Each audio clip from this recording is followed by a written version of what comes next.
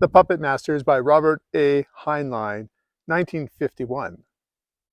This book really follows the lineage of Who Goes There by John W. Campbell Jr., where we had a monster, an alien, who we couldn't tell apart from other beings in our party. And following this one, Jack Finney's invasion of the body snatchers. This is Heinlein's book of The Others Among Us, a theme that was strong in the 1950s. Think about the hunt for communists in the United States, the McCarthy era. Could your neighbor, could your friend be a communist?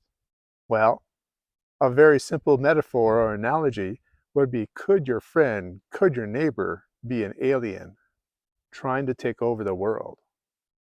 This is established quite early. Let me read from page number 1. Were they truly intelligent? By themselves, that is?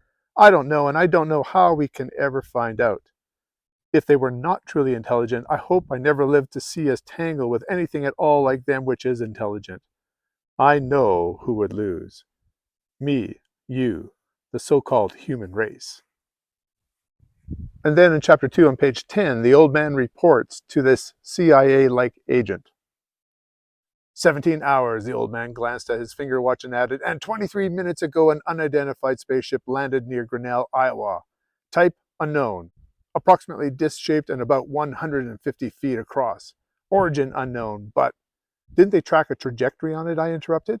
They did not, he answered. Here is a photo of it taken after landing by Space Station Beta. I looked it over and passed it to Mary. It was as unsatisfactory as a telephoto taken from 5,000 miles out usually is. Trees looking like moss, a cloud shadow that loused up the best part of the pic, and a gray circle that might have been a disc-shaped ship, and could just as well have been an oil tank or a water reservoir. Mary handed the pic back. I said, looks like a tent for a camp meeting. What else do we know? Nothing. Nothing? After 17 hours? We ought to have agents pouring out of their ears.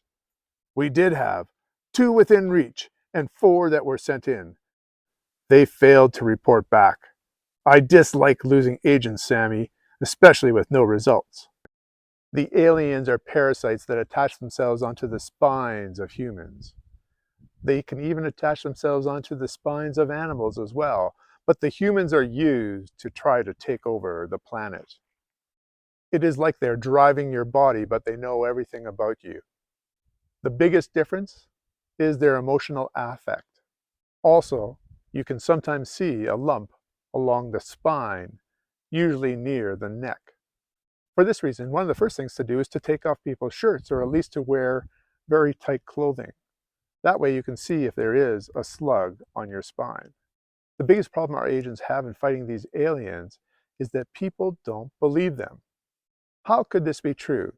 Logic might dictate that if a whole town is taken over, perhaps you just nuke it. But that logic doesn't make any sense to people outside of the situation. They don't even believe that there's somebody controlling people. It spreads quickly. It seems like only certain countries of the world are infected, but there's more and more spaceships being reported. There's an interesting passage about Russia. On page 108, he really makes clear his opinion of the politics of Russia. The Russian propaganda system began to blast us as soon as they had worked out a new line. The whole thing was an American imperialist fantasy. I wondered why the Titans had not attacked Russia first. The place seemed tailor-made for them. On second thought, I wondered if they had. On third thought, I wondered what difference it would make. This is a romantic screwball-type comedy with spies and aliens as antagonists. There's a lot of comedic interplay for the time period. It is also a look at us and them, and when do you have to just eliminate them? This can be a very controversial theme and issue from this novel. Some of these themes may sound very well worn, but remember, this is from 1951. So some of these are new and very current to their own political situation. I give The Puppet Masters 7.5 out of 10. So have you read The Puppet Masters? How do you think it compares to Who Goes There or Invasion of the Body Snatchers? Have you seen the film that was made for the Puppet Masters? Let me know in the comments below. Until next time, make sure you don't have anything on your spine, and keep reading.